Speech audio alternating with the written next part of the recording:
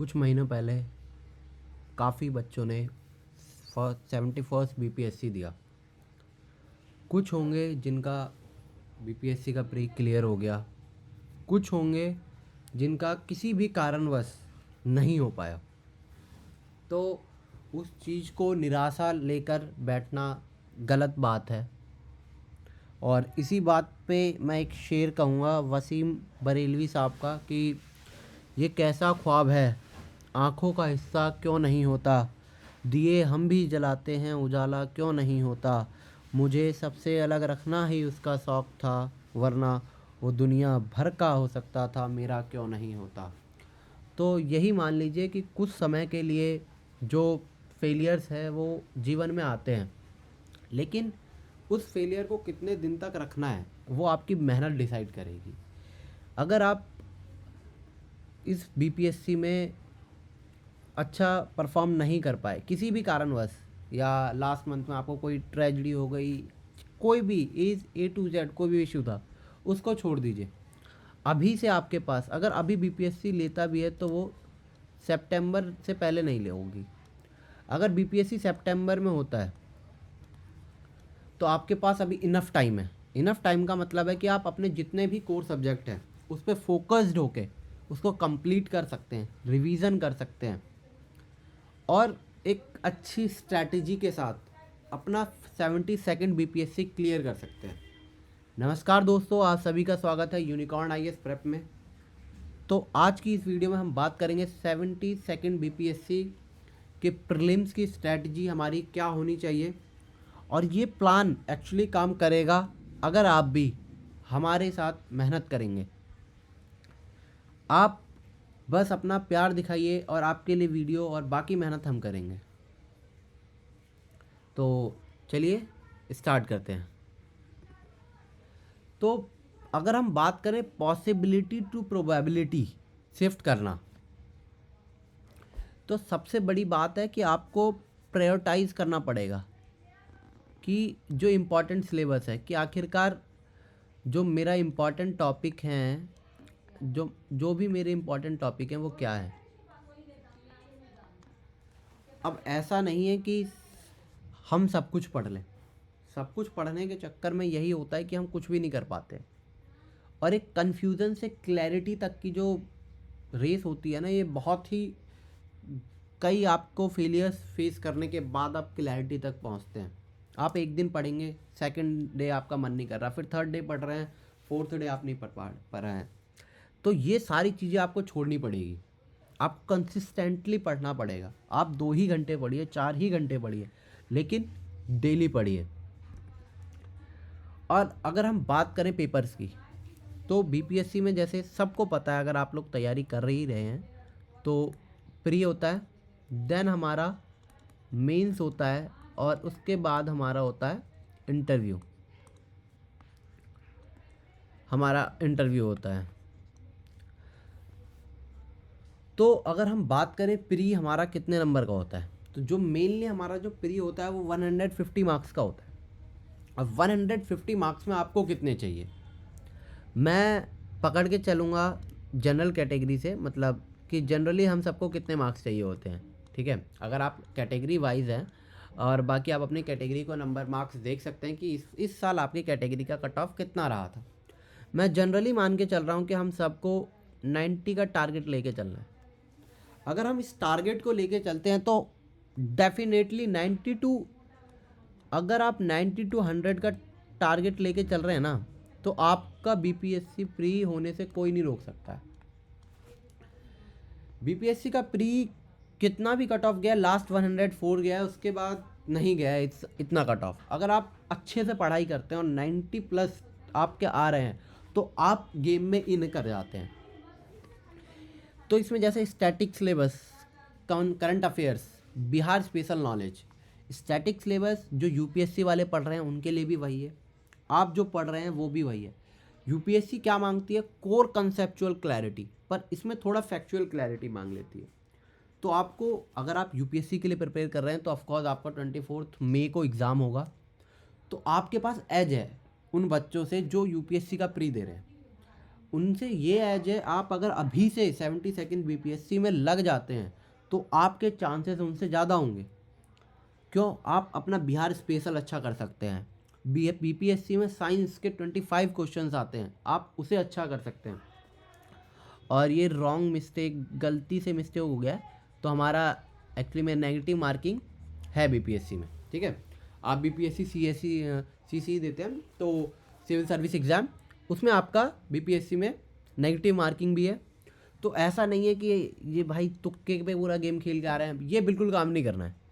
सबसे पहले आपको अपना कोई भी सब्जेक्ट उठा रहे हैं उसको अच्छे से पढ़िए, ठीक है। उसके बाद उसके टेस्ट लगाइए।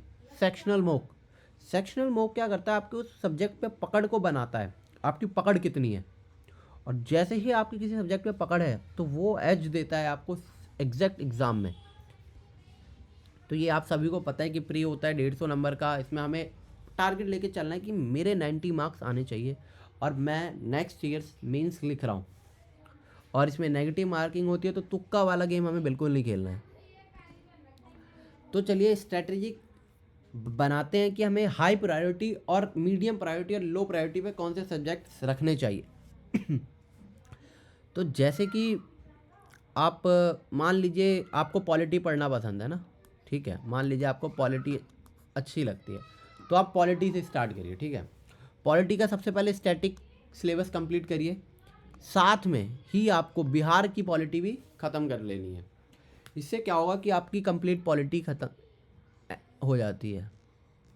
और मैं मान के चल रहा हूँ, मैं या आप PYQ देखा होगा आपने, या PYQ एनालाइज करेंगे तो 10 to 15 क्वेश्चन आपको पॉलिटी 10 तो मिलने और मोस्टली 10 to 5 रहते हैं।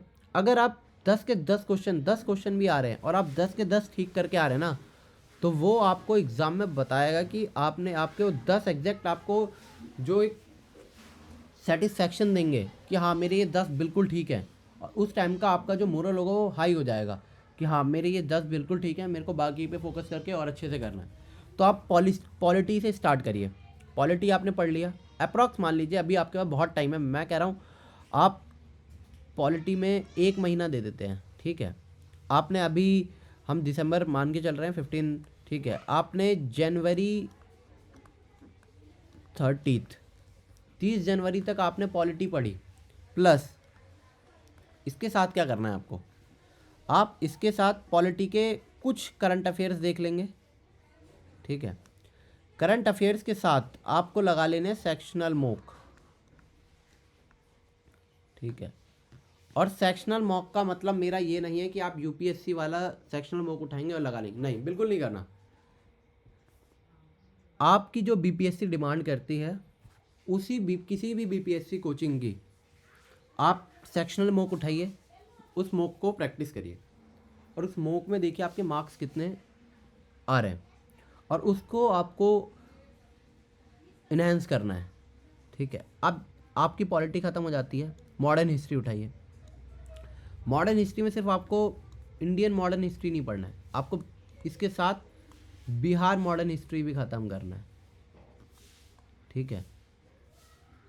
आपको बिहार मॉडर्न हिस्ट्री भी ख़त्म करना है। अब आपका जैसे ही 2 सब्जेक्ट ख़त्म हो जाते हैं, इसके बाद आप उठाइए साइंस। अब आप कहेंगे कि पॉलिटी पढ़ लिया, मॉडर्न हिस्ट्री पढ़ लिया, भाई आप साइंस क्यों कह रहे हो, ठीक है। तो साइंस का जो मेन रीज़न है ना, साइंस के आपके 25 to 28 क्वेश्चन आते हैं और पूरा गेम चेंजर और पूरा गेम डिसाइड आपके प्री कट ऑफ कर जाता है अकेला साइंस। अगर आप साइंस अच्छे से पढ़ लेते हैं, अच्छे से इन द सेंस आप ज़्यादा नहीं, NCERTs कवर कर लेते हैं 10th तक की, क्योंकि आप 11th 12th तो मैं बिल्कुल रिकमेंड नहीं करूँगा, आप 10th तक के NCERT को अच्छे से पढ़ लेते हैं। प्लस फिर मैं वही कहूँगा कि आपको 2 चीज़ साथ में करना है, उस सब्जेक्ट को पढ़ना है और उसका PYQ प्लस सेक्शनल मॉक लगाने। सेक्शनल मॉक का फ़ायदा आपको उस दिन पता चलेगा जिस दिन आप एग्ज़ाम में बैठेंगे और आपसे क्वेश्चन होंगे, ठीक है। उसके बाद आपको क्या करना है, जैसे ही आपका साइंस ख़त्म हो जाता है, आप ज्योग्राफी पढ़िए। ज्योग्राफी में सिर्फ इंडिया नहीं पढ़नी है, आपको बिहार ज्योग्राफी भी साथ में कवर कर लेना है। अब क्या हुआ कि आपका पॉलिटी पढ़ा आपने, बिहार के इंडियन पॉलिटी पढ़ा, साथ में बिहार के जो पॉलिटी है वही पढ़ लिया आपने कि बिहार असेंबलीज में कितनी शिक्षा है, बाई कैमरल लेजिस्लेचर है, तो ये सारी चीज़ें आपने पढ़ लिया। अब इसका आपका पॉलिटी पूरा कंप्लीट, आपका मॉडर्न हिस्ट्री कंप्लीट, आपका साइंस कंप्लीट। अब मान लीजिए अप्रैल तक मैं एक एक सब्जेक्ट को एक एक महीना दे के बता रहा हूँ, और ज्योग्राफी आपने ये 4 सब्जेक्ट पे कमांड कर लिया है।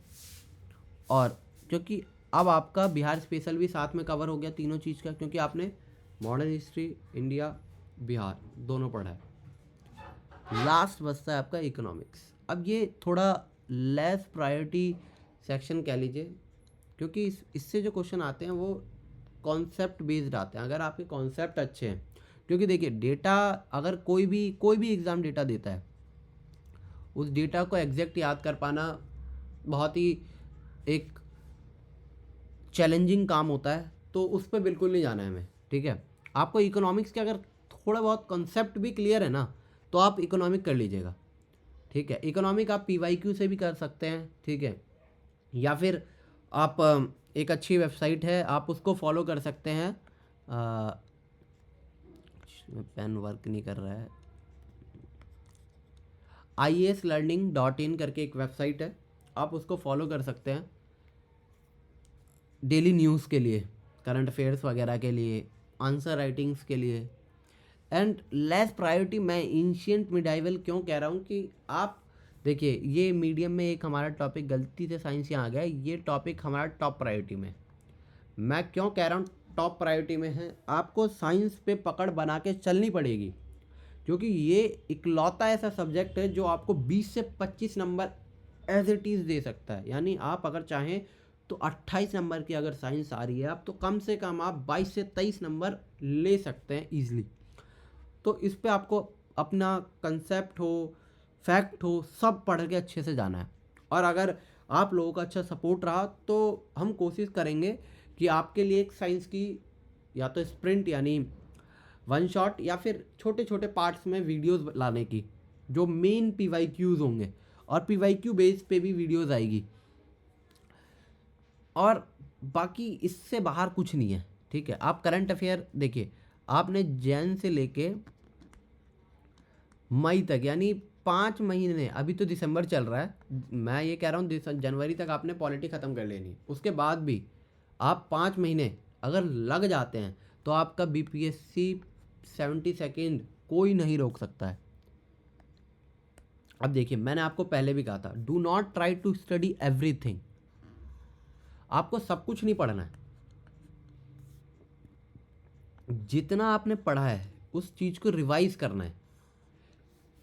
रिवाइज मतलब अगेन एंड अगेन रिवाइज करना है। ऐसा नहीं है कि आज मैंने पढ़ लिया और भाई मुझे तो सब याद रहता है, ऐसा बिल्कुल काम नहीं करना है।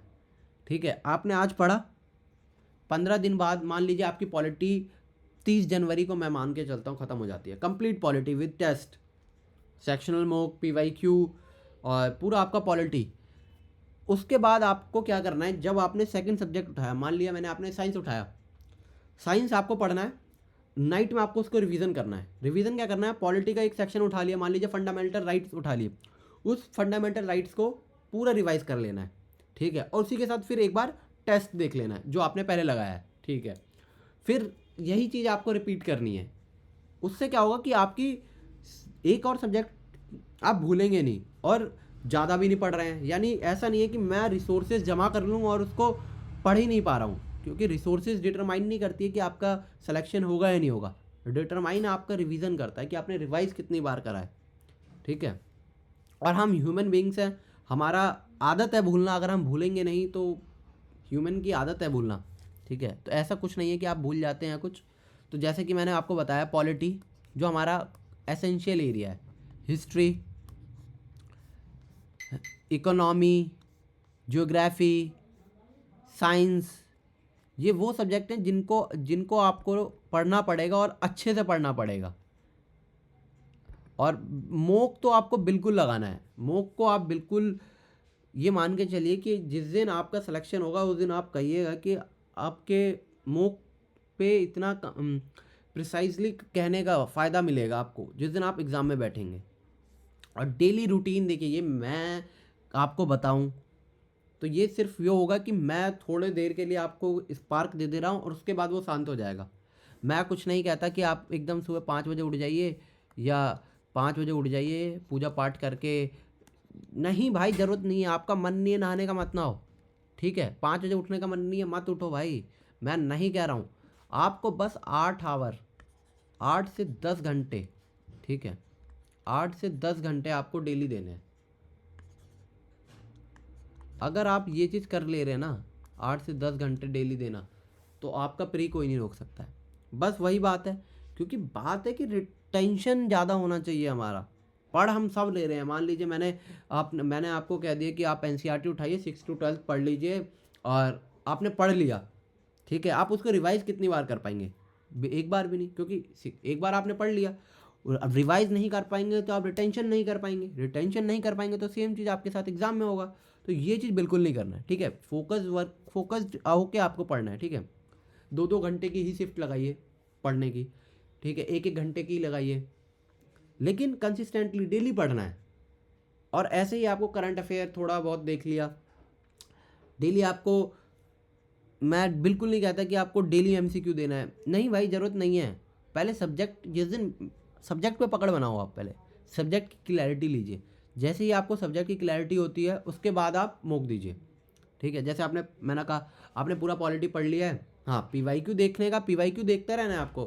क्योंकि ये मान लीजिए कि आधा एग्ज़ाम जो बनता है पीवाईक्यू से आप एनालाइज कर सकते हैं कि आपका एग्ज़ाम में क्या आने वाला है। तो ऐसा नहीं है कि मैंने डीपीएसपी पढ़ा आज है लेकिन उससे रिलेटेड मैं पीवाईक्यू नहीं देखूंगा, बिल्कुल नहीं। आपको पीवाईक्यू देखना है, ठीक है, उसी टाइम पे देखना है। एंड नेक्स्ट आप ये देखिए, वही मैंने आपको कहा कि प्रैक्टिस टॉपिक वाइज, ठीक है, एक्टिवली लर्निंग, पैटर्न को ट्रैक करना है, ठीक है। सिर्फ अगर हम 70th बीपीएससी का पैटर्न छोड़ दें तो बाकी पेपर बीपीएससी का अच्छा आता है। इवन 71st बीपीएससी का पेपर अच्छा आया था, और उसमें पॉलिटी का सेक्शन जो था काफ़ी अच्छे क्वेश्चंस ड्राफ्ट करे थे बीपीएससी ने। एंड नेक्स्ट 3 tier रिवीजन, मैंने आपको क्या कहा, पहले आपको पढ़ना है, फिर कंसोलिडेट करना है, फिर आपको फाइनल रिवीजन करना है। और ये रिवीजन क्या है? रिवीजन करता रहना है, क्योंकि एक साइकिल है, वो आपको डेली करेंगे तभी आपको याद रहेगा।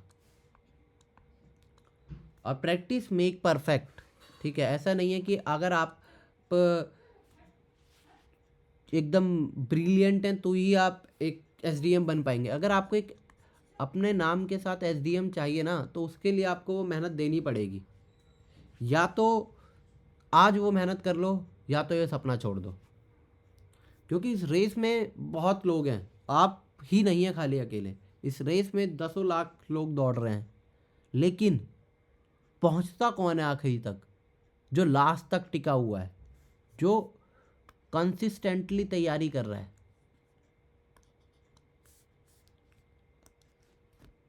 एंड और ये मैंने आपको बोला, एंजाइटी तो आपको होगी, इस चीज़ से आपको बिल्कुल दूर नहीं भागना। और नेगेटिव लोगों से आप जितना दूर रह सके उतना अच्छा है, क्योंकि वो आपको बस डिमोटिवेट करने के लिए है कि भाई नहीं हो रहा, छोड़ दो, ठीक है। एक बार फर्स्ट अटैम्प्ट में नहीं हुआ, सेकंड अटैम्प्ट में नहीं हुआ, भाई अपने ऊपर बिलीव रखो। अगर आपको अपने ऊपर बिलीव है कि आप कर लोगे तो आप कर लोगे, क्योंकि आपकी कैपेबिलिटी दूसरा नहीं जानता है और ना वो बता सकता है। तो बाकी सेक्शनल मोक लगाने ही लगाने हैं, पीवाईक्यूज करने हैं आपको। साथ ही आपको जब आपके पूरा हर सब्जेक्ट हो जाता है तो उसके बाद आपको मॉक टेस्ट लगाने हैं जो फुल लेंथ होते हैं। और मॉक टेस्ट आपको लगाने चाहिए। मैं बहुत उस पर वज़न डाल रहा हूँ इसलिए क्योंकि ये चीज़ आपको एग्ज़ाम में पता चलेगी, इसके बेनिफिट होता है। और एग्ज़ाम हॉल प्रोटोकॉल ये तो मैं क्या ही बताऊँ आपको, ठीक है। ये तो जब आप एग्ज़ाम नज़दीक आएगा तब मैं ये सारी चीज़ें बताऊँ कि गैस वर्क कैसे करना है, टाइम मैनेजमेंट कैसे करना है, और प्रायोरिटी कौन से टॉपिक्स को देनी है, तो वो ज़्यादा बेटर रहेगा। तो अगर मैं नॉर्मल सी बात करूँ कि अगर आप एक मॉक टेस्ट भी दे रहे हैं ना, तो आप उसे पेपर समझ के दीजिए कि आप एग्ज़ाम ही दे रहे हैं। मॉक टेस्ट को भी आप एग्जैक्ट उसी आवर में बैठिए जिस टाइम पे आपका पेपर होता है, प्रॉपर 2 घंटा लगा के आप पेपर दीजिए, जिससे कि आपको फील होगा कि हाँ मेरी एक हैबिट बन रही है। और उसमें ही आपको क्या करना है, सबसे पहले मान लीजिए आपकी पॉलिटी अच्छी है, ठीक है, आप पॉलिटी के क्वेश्चन सबसे पहले करिए। वो आपको क्या देगा, एक आपको स्पार्क देगा वो कि हाँ अब भाई मेरा ये पॉलिटी के क्वेश्चन हो गए हैं।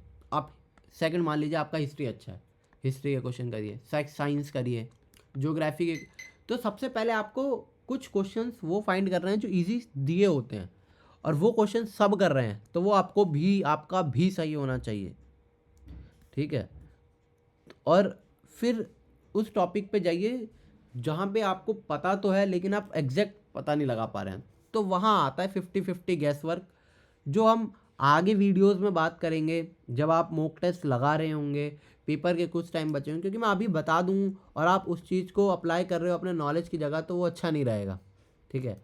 और सिलेक्शन यही है कि राइट रिसोर्सेज फॉलो करिए, मल्टीपल रिवीजन करिए, और पीवाईक्यू के लिए हम कोशिश करेंगे पूरी एक सीरीज़ ला दें पीवाईक्यू की आपकी। अगर आपका अच्छा सपोर्ट होता है कमेंट करिए।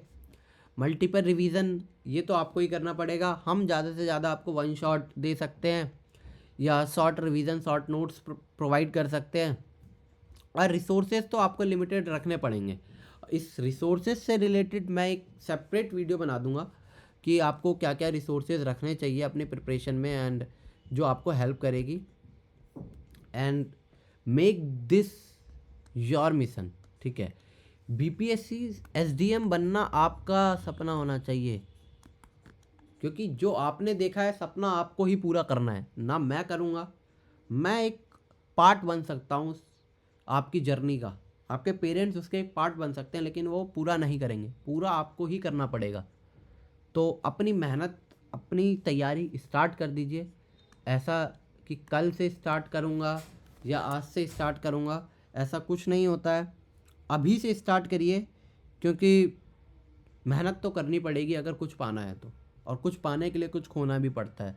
तो वही मैंने जिस शेर से स्टार्ट करा था कि ये कैसा ख्वाब है आँखों का हिस्सा क्यों नहीं होता, दिए हम भी जलाते हैं उजाला क्यों नहीं होता, मुझे सबसे अलग रखना ही उसका शौक़ था, वरना वो दुनिया भर का हो सकता था, मेरा क्यों नहीं होता।